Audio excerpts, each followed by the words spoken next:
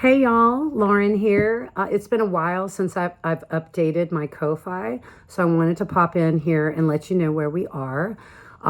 We have approved the final mix, which was great.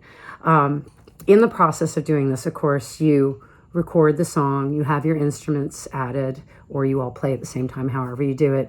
Then you have an initial mix, and then we take those files from that studio, and then it goes to the final mix where we clean up any ghost sounds or make sure the instruments are all in the right spots, tonalities, things like that. So we've approved the final mix.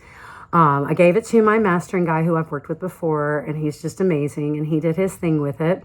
We kicked the can around, and he gave me 4 different versions, and on the 4th one, I was pretty darn happy. So I passed it by Louie, Liba, and Molly, who did the final mix and the string arranging. Everybody approved it. Yet I would put this on in the car and I'd be driving around and there was just something that wasn't sitting with me that I never want to release a body of work or one song even and not have it be something that I will be happy with for the rest of my life. So I got to talking with people, had some other audio engineers listen, and I learned something. So I'm going to share it with you. There is something called a competitive mix and mastering. I didn't know about this. And then there's a musicality mix.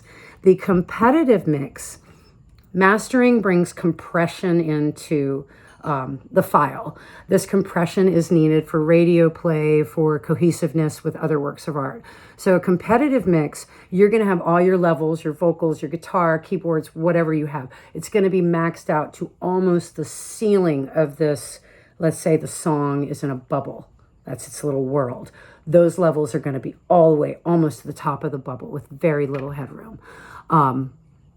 This is what is going on with my mix. It's competitive, meaning that when you're cruising around, you're listening to modern radio on your iPod or in the car, and let's say something comes on by Chappell Roan, and then it goes from there and it plays into Sabrina Carpenter. These girls have analogous competitive levels, competitive mixes. Thus, the level in the song that you heard first is going to be the same with the level. So these mastering engineers are doing this to try to make it cohesive when the listener is going from song to song to song, as people do on Spotify, other playlists and such. I'm an analog girl. I really like kind of the 1970s mix. So I'm having another audio engineer that I've got a long-term relationship with. He's taking a run at it. I'm already happy with the first one, but I'm going to see what the second one does. So that's kind of where we are. Before I go, I know this has been long. Thanks for hearing my TED Talk on competitive mixing, competitive levels. Here's our single cover. This is a test print. My amazing daughter, Liva Leona, did this. And this is our iconic Madisonville lighthouse with our paper moon here in town. And I just can't wait to see it and have it packaged with the song. It just speaks. Thanks, y'all. Thanks for everybody who supported us.